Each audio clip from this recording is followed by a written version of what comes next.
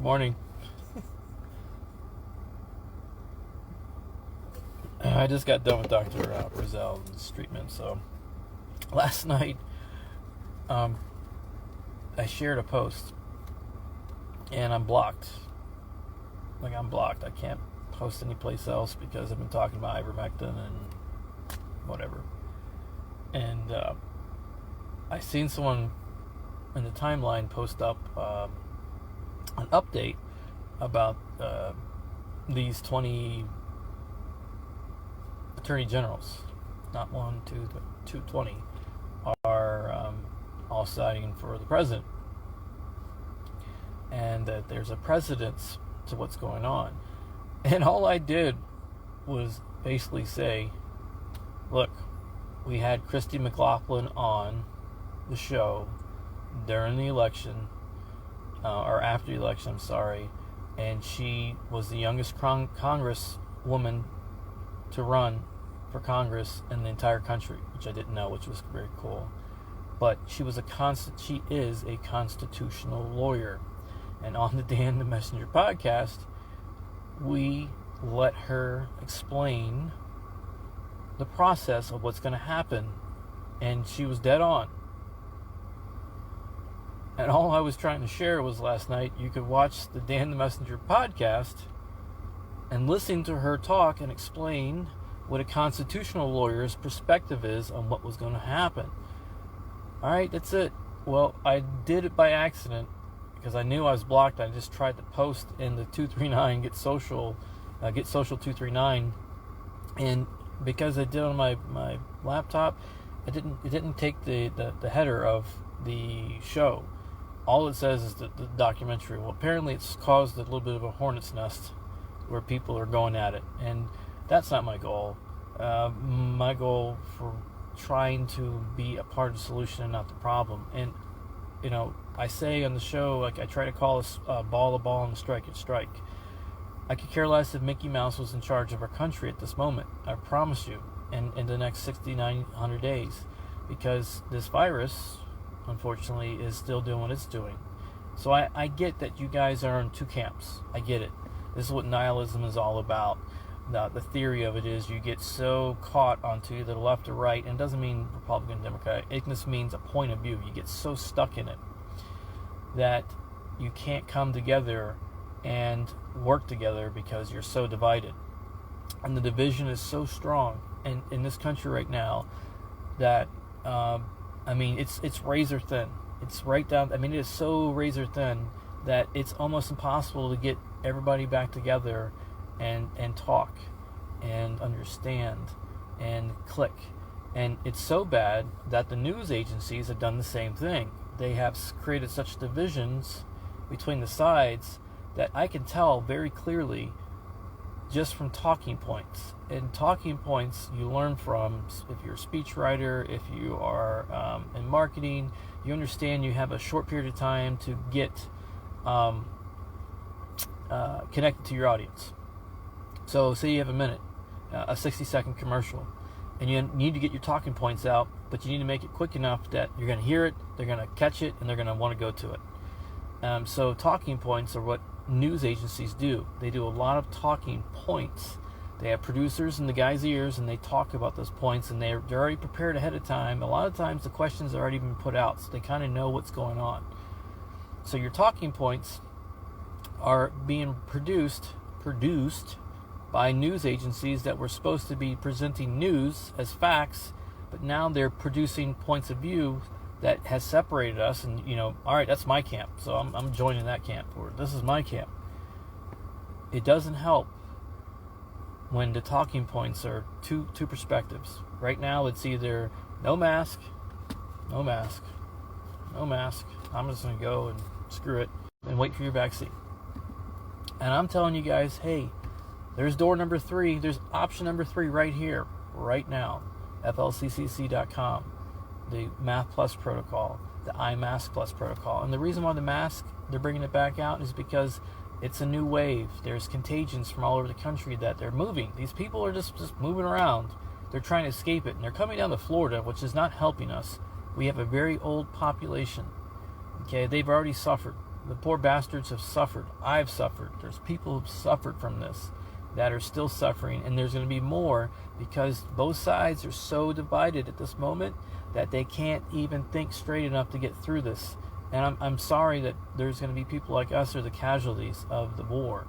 And it is just what it is. And it is a war. I mean, the last time we had this much division was the Civil War. And let me tell you something about the banking industry. English helped finance both sides of our Civil War. And if it wasn't for the French coming in and saving our ass, we would not be the United States of America. And that is why we have the Statue of Liberty, which was made by France, because they backed us. Now, there's still a lot of ties to the old English bloodline and our upper society. And the banks, they're the ones that have all the power. And governments fight to break away from that. And there's a lot of, complex issues that are going on at this moment on top of a damn virus.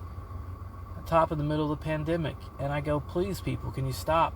I did not mean to create a hornet's nest in my own Get Social 239 group, I promise you. I don't like seeing people fight over some of this stuff because, yes, they're talking points and they're valid on both sides in your minds. But there's there's their truth, your truth, and then there's somewhere in between. And we got to start looking at the read between the lines and seeing what's really going on.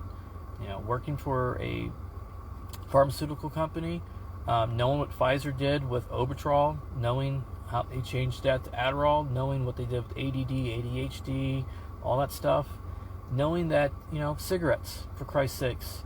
The government allowed cigarettes to be promoted like it was the sexiest thing since Sunday, and my parents are gone from it.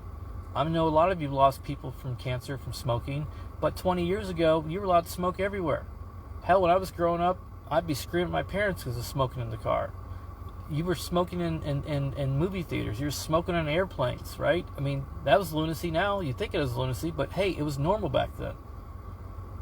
And the governments and the big tobacco companies were paying big companies advertising. If you're ever curious, watch the very first episode of Mad Men, and you'll see the type of people that they would hire. Madison Avenue, they call them Mad Men marketing companies. They pay them big money. Coca-Cola, they spend, McDonald's, they spend billions. They spend all this money on marketing to you guys, and it works. There's a very simple philosophy called follow the herd mentality. If you've ever seen a bunch of cattle going in one direction, it's not like they all just said, okay, we're going. It's what happens is you get 10, 12, 15, 20 cattle going in one direction, and guess what? The rest follow. That's called the follow the herd mentality. In marketing, it's simple. Look at the nightclub industry. If you got two nightclubs next to each other, and one's busy and the other one's dead, I don't care what's going on. Everyone's going to go to the one's busy. That's just our nature. If there's an accident on the side of the road, what happens? Traffic gets backed up for miles because we slow down, because we're curious. We want to see what everybody else is paying attention to. So just understand, you're being played on a lot of different levels here right now. And our common sense and our sympathetic nervous systems, everything else has been so jacked up. I couldn't tell you if half of you knew which way was up or down right now because you are so stuck in this battle just on the political front. And you're taking your eye off of what's going on with the virus. And you've been told, hey, it's the virus. And you were told, well, it's as common as the cold. And so I don't blame anyone for having multiple perspectives or different points of view. I'm just talking about it. And I find that a lot of people have those two-sided talking points. It's either it's not real and we're not going to take this shit no more, or no mask. Fine. I'm not going to argue with you. Go ahead. It's a free country. Then there's the other side. No, mask up, wait for the vaccine, and then we'll be fine. And I'm telling you, right in the middle, the guy here, right in the middle going, holy shit. Please, guys, please understand this is way more than just a little virus. The entire planet is not trying to, jump on this at once because it's just a little virus. And the news agencies are as guilty as anyone. You're guilty. Like, you got blood on your hands for the way you've covered this and the way you've allowed Big Pharma to bully you guys or buy you guys. One or the other. They're either bullying you or buying you, because if you look at all the amount of marketing on their shows, if I'm wrong, just tell me, please. Just take 1 hour of your time today, since you watch the news anyways 24/7, most of you. And for that hour, during the news breaks, during the commercials, start writing down the drugs.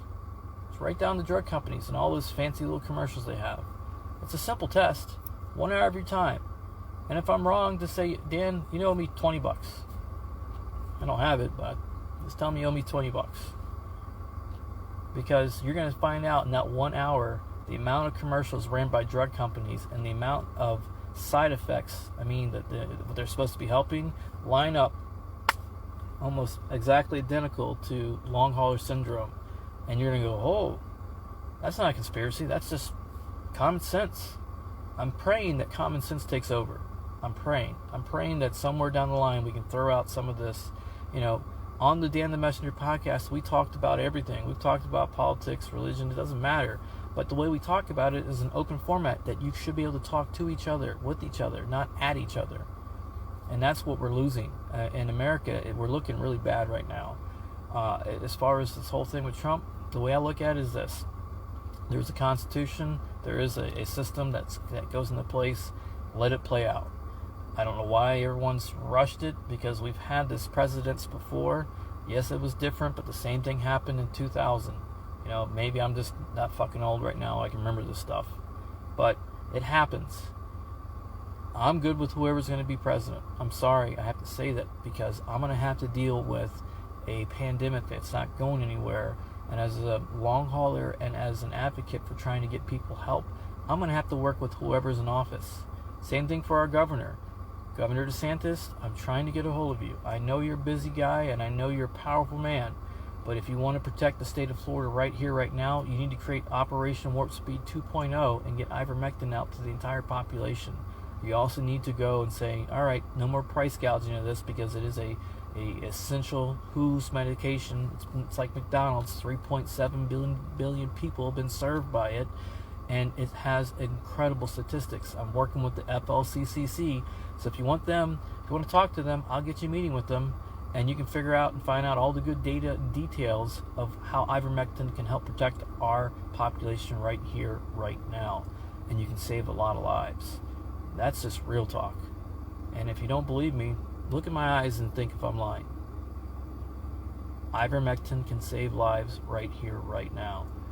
The doctors, the experts, the front lines, the experts, the doctors from the bedside, the ones that have been treating these patients right here, right now for month after month after month after month, that have been saving lives, are pleading to the public to please get ivermectin out.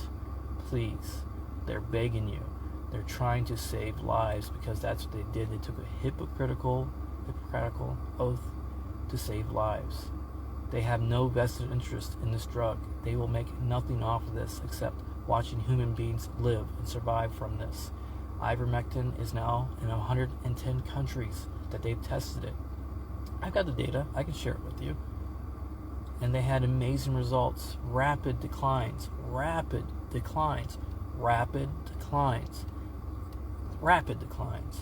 by taking ivermectin in a communal area. The entire area, the entire state, the entire cities. They can show it, they can prove it. So why in God's name are you not covering this in the news? Why? I don't understand. I'm begging you guys, someone who has been doing this since Easter Sunday, please share, please like, please comment. I'm completely blocked. I can't, they won't allow me to do shit. Nothing. That's why I find it's amazing that somehow got into my community and I couldn't even change it. I can't even take it down, because I don't want to see the fighting, but it's going on. Anyways, have a blessed day, everyone, and I pray daily that we can come together and that there is hope for humanity 2020, hope number 4, humanity2020.com.